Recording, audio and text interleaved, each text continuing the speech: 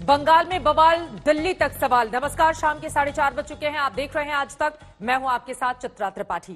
बंगाल में चुनावी साल बस आने ही वाला है। गिनती के कुछ दिन बाकी हैं, लेकिन उसके पहले बंगाल की धरती पर हो रही सियासी हिंसा से घमासान शुरू हो चुका है।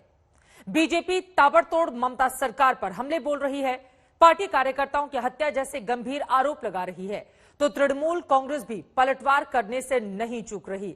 इन सब के बीच आरोप प्रत्यारोप का दौर जारी है। इन सब के बीच चुनाव आयोग के अधिकारियों की ये तस्वीरें आप देख रहे हैं, जो कि पश्चिम बंगाल पहुंच गई है। आपको ये भी बताते चले कि दरअसल भारतीय जनता पार्टी लगातार ममता सरकार की शिकायत भी कर रही है, ये कहते हुए कि दरअसल सरकार ठीक से नहीं चला रही ममता बनर्जी, और इस वजह से बंगाल की स्थिति लगातार बिगड़ती हुई चली जा रही है। ये तीन अलग अलग तस्वीरें आपके सामने है। शुभेंदु का प्लान तय है, माना जा रहा है भारतीय जनता पार्टी का वो हिस्सा हो सकते हैं, क्योंकि बकायदा अब उनको जेड सिक्योरिटी भी केंद्र सरकार की ओर से मुहैया कराई गई है। जितेंद्र तिवारी टीएमसी के विधायक हैं, वो कहां हैं उनका भी कुछ पता नहीं चल रहा है। अपनी ही पार्टी के मंत्री के खिलाफ उन्होंने बगावत का बिगुल बजा दिया और लगातार हमलावर होते हुए ये कह रहे हैं कि दरअसल उनकी ओर से कोई काम ही नहीं किया गया। ऐसे में ममता बनर्जी कैसे बचाएंगी अपनी पार्टी, फिलहाल मौजूदा वक्त में ये सबसे बड़ा सवाल है और इसी पर बीजेपी ले रही है चुटकी।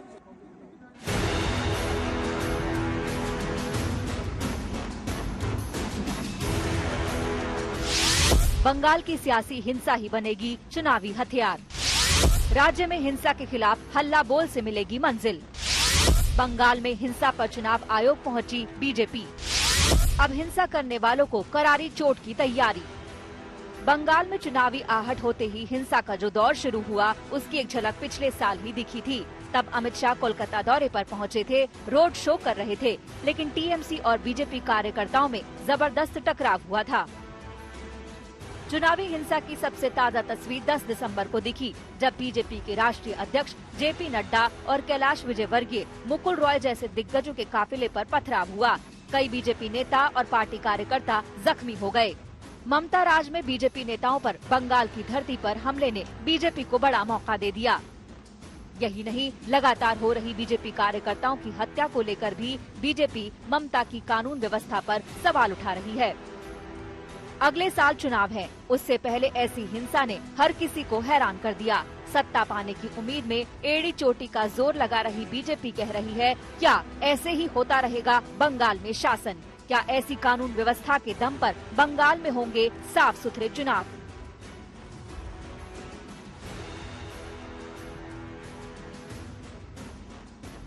चिंतित और नाराज बीजेपी बिना देर किए दिल्ली में आज चुनाव आयोग पहुंच गई। ममता सरकार को घेरने वाली बीजेपी ने आयोग से लंबी चौड़ी शिकायत कर डाली।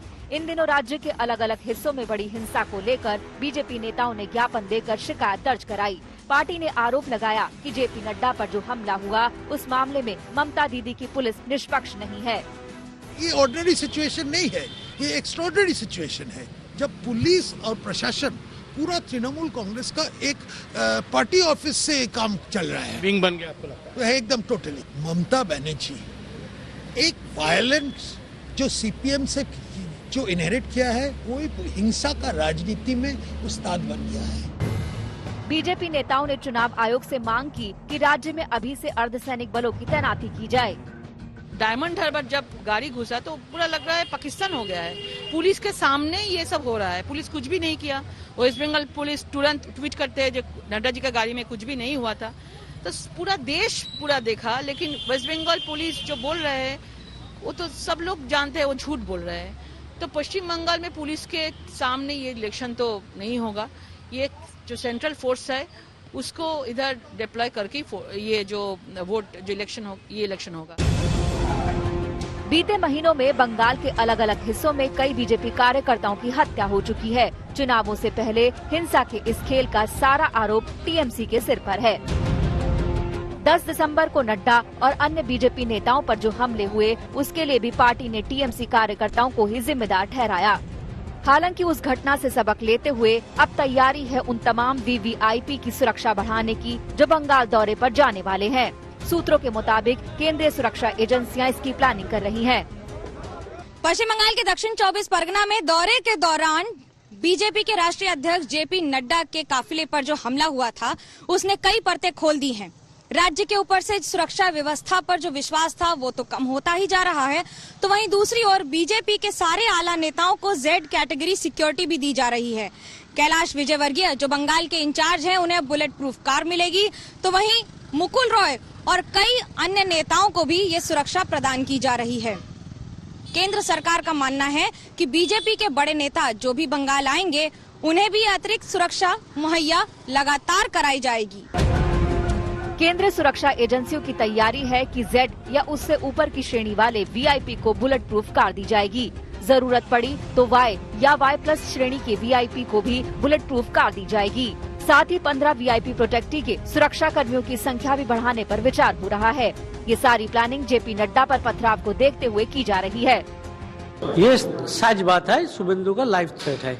वो नंदीग्राम से हम देखा है, उसका लाइफ थ्रेट है, क्योंकि वो तो टीएमसी का लोग है। तो सो व्हाट, भारत सरकार है, जिसका लाइफ में थ्रेट रहेंगे उसके ही सिक्योरिटी देने का ये काम सरकार का है।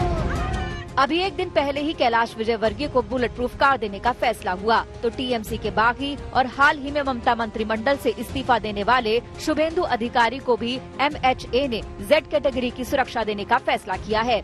इस फैसले के सियासी मायने तो निकाले जाएंगे, लेकिन बीजेपी कह रही है कि शुभेंदु अधिकारी की जान को भी खतरा था।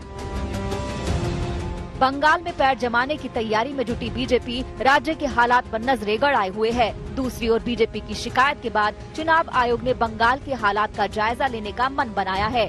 17 दिसंबर को चुनाव आयोग की टीम बंगाल जाएगी।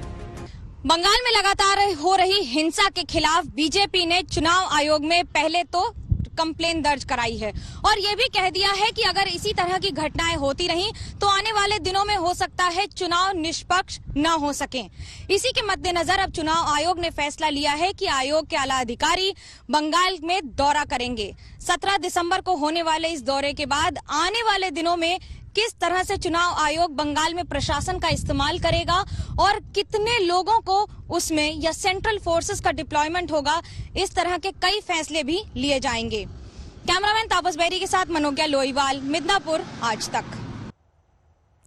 बंगाल में चुनावी काउंटडाउन के बीच जारी हिंसा का दौर कहां थमेगा, कोई ये समझ नहीं पा रहा। ऐसे में बीजेपी ममता सरकार के खिलाफ मोर्चा खोल चुकी है। सड़कों पर लगातार प्रदर्शन हो रहे हैं, पार्टी कार्यकर्ता घेराव कर रहे हैं, तो बीजेपी और टीएमसी नेता सियासत की लक्ष्मण रेखा लांघ रहे हैं।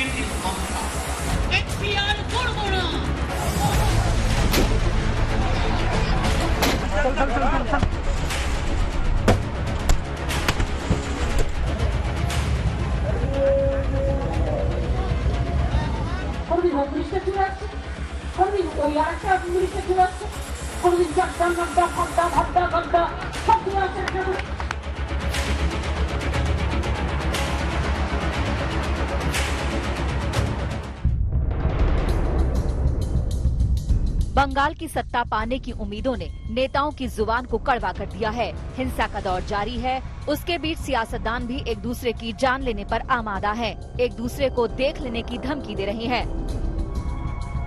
ये सियासत का सबसे घिनौना रूप है। नेता और पार्टी कार्यकर्ता एक दूसरे के खून के प्यासे हो रहे हैं। बीते कुछ महीनों और हाल के दिनों में बंगाल ने कई सियासी हत्याएं देखी है। बीजेपी को लग रहा है कि हत्या की तमाम साजिशों के केंद्र में वही कुर्सी है जिस पर अभी ममता विराजमान है। बीजेपी के मुताबिक ममता की पार्टी टीएमसी बीजेपी कार्यकर्ताओं की हत्या कर रही है, उनके नेताओं पर हमले करा रही है। हमारे एमएलए देवेंद्र नाथ रे, बप्पी घोष, पूरन चंद्र दास, गौतम पात्र, सुदर्शन परमानिक, शेख लियाकत, गणेश रॉय, शंभारू बर्मन, दीपक मंडल, मनीष शुक्ला, ये सब पिछले 2 महीने में इनका मर्डर हुआ है। इन द पास्ट 2 मंथ्स मैंने सिर्फ आपके सामने 7-8 नाम गिनाए। ऐसी संख्या और श्रृंखला 130।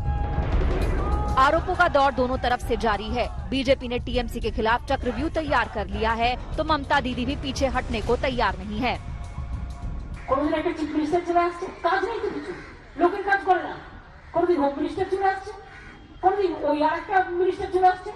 কোনদিন চারটা নাড্ডা ফাড্ডা ভাড্ডা গাড্ডা সব চলে আসছে এখানে। আর তারা একা প্রোগ্রাম করবে আর কেউ করবে না।